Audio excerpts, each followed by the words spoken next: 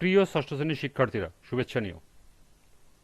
আজকে আমি তোমাদের বাংলাদেশ ও বিশ্ব পরিচয় বিষয়ের নতুন বই থেকে চতুর্থ অধ্যায় এর ৩৩ পৃষ্ঠা থেকে ২ নং সৃজনশীল প্রশ্নের সমাধান করে দেব। প্রথমে তোমাদের বলবো, যারা আমার চ্যানেলটি সাবস্ক্রাইব করো নাই তারা আমার চ্যানেলটি সাবস্ক্রাইব করবে এবং আমার সাথে থাকবে। তাহলে চলো আমরা ক্লাস শুরু করি। বাংলাদেশ ও বিশ্ব পরিচয় পৃষ্ঠা নং ৩৩, সৃজনশীল প্রশ্ন ২।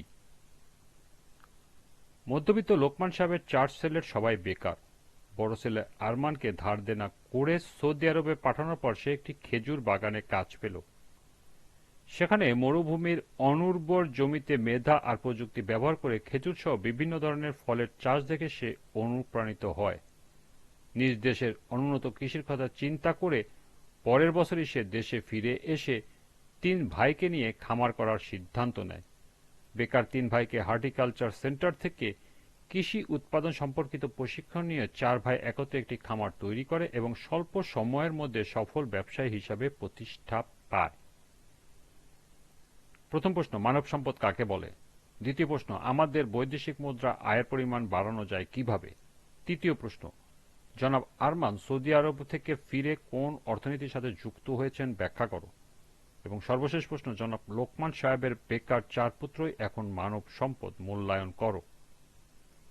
তো চলো এখন এই ৪টি প্রশ্নের সমাধান দেখে নিই।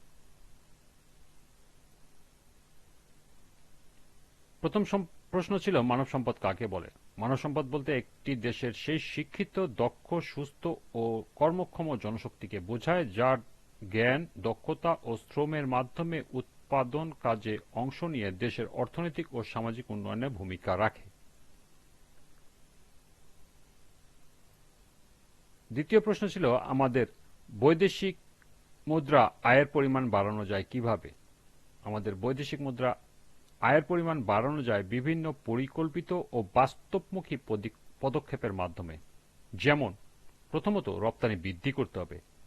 তৈরি পোশাক শিল্পের পাশাপাশি চামড়াজাত পণ্য, কৃষি শিল্প, হিমায়িত খাদ্য, আইটি ও সফটওয়্যার সেবা রপ্তানির পরিমাণ বাড়ালে বৈদেশিক মুদ্রা আয় বৃদ্ধি পাবে।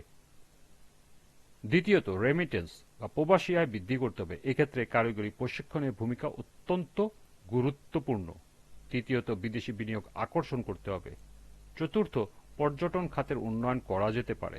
পঞ্চমত, আমদানি নির্ভরতা কমানো প্রয়োজন, অর্থাৎ রপ্তানি, রেমিটেন্স, বিনিয়োগ ও পর্যটনের সমন্বিত উন্নয়নের মাধ্যমে আমাদের বৈদেশিক মুদ্রা আয়ের পরিমাণ উল্লেখযোগ্য হারে বা উল্লেখযোগ্যভাবে বাড়ানো সম্ভব।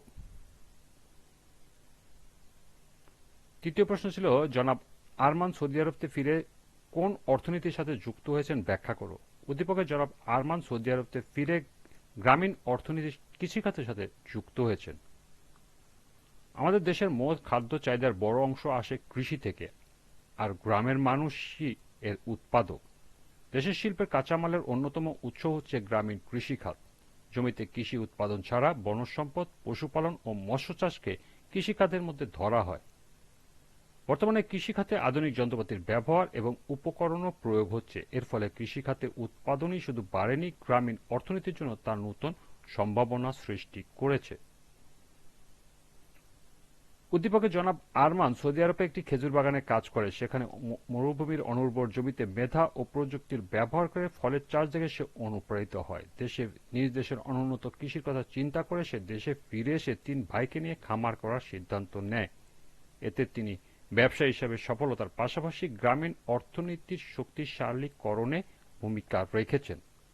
সুতরাং বলা যায়, জনাব আরমান সৌদি আরব থেকে ফিরে গ্রামীণ অর্থনীতির কৃষিখাতের সাথে যুক্ত হয়েছেন। সর্বশেষ প্রশ্ন ছিল, জনাব লোকমান সাহেবের ৪ বেকার পুত্র এখন মানব সম্পদ মূল্যায়ন করো। উদ্দীপকের বর্ণনা অনুসারে জনাব লোকমান সাহেবের বেকার ৪ পুত্রই এখন মানব সম্পদ উক্তিটি যথার্থ। বিশাল জনসংখ্যার দেশ আমাদের বাংলাদেশ, কিন্তু অদক্ষ মানুষ রাষ্ট্র ও সমাজের কোনো কাজে আসে না। অন্যদিকে দক্ষ মানুষ যেমন ব্যক্তিগতভাবে সফল হয়, তেমনি রাষ্ট্রের অর্থনৈতিক কার্যক্রমকে গতিশীল করতে পারে। দক্ষ মানুষ রাষ্ট্রের অর্থনৈতিক সম্পদে পরিণত হয়। জনসংখ্যাকে জনসম্পদে পরিণত করতে হলে তার জন্য দরকার শিক্ষা ও উপযুক্ত প্রশিক্ষণ। উপযুক্ত শিক্ষার মাধ্যমে আমাদের বিরাট জনসংখ্যাকে জনসম্পদে পরিণত করা যেতে পারে, যা আমাদের অর্থনীতিকে শক্তিশালী করবে। উদ্দীপকে মধ্যবিত্ত লোকমান সাহেবের 4 ছেলে সবাই বেকার। বড় ছেলে আরমানকে ধার দেনা করে সৌদি আরবে পাঠানোর পর সে একটি খেজুর বাগানে কাজ পেল। সেখানে মরুভূমির অনুর্বর জমিতে মেধা ও প্রযুক্তি ব্যবহার করে খেজুর সহ বিভিন্ন ধরনের ফলের চাষ দেখে সে অনুপ্রাণিত হয়। নিজ দেশের অনুন্নত কৃষির কথা চিন্তা করে পরের বছরই সে দেশে ফিরে বেকার 3 ভাইকে হর্টিকালচার সেন্টার থেকে কৃষি উৎপাদন সম্পর্কিত প্রশিক্ষণ দিয়ে 4 ভাই একত্রে একটি খামার তৈরি করে এবং স্বল্প সময়ের মধ্যে সফল ব্যবসায়ী হিসাবে প্রতিষ্ঠা পায়। সুতরাং বলা যায় উদ্ভাবনী ক্ষমতা বিকাশের সহায়ক, প্রযুক্তিগত জ্ঞান অর্জন ও প্রয়োগে সহায়তা দান, পেশাগত প্রশিক্ষণ দান ও দক্ষতা অর্জনে সহায়তা প্রদান ইত্যাদির মাধ্যমে উদ্দীপকের জনাব লোকমান সাহেবের 4 ছেলে এখন সফল ব্যবসায়ী। তারা এখন দেশের অর্থনীতিতে ভূমিকা রাখছে। অর্থাৎ জনাব লোকমান সাহেবের বেকার 4 পুত্রই এখন মানব সম্পদ। উক্তিটি যথার্থ। এই ছিল 2 নং সৃজনশীলের 4টি প্রশ্নের সমাধান। আজকের ক্লাসটি এ পর্যন্তই। পরবর্তী ক্লাসে সংক্ষিপ্ত উত্তর প্রশ্নের সমাধান করে দেব।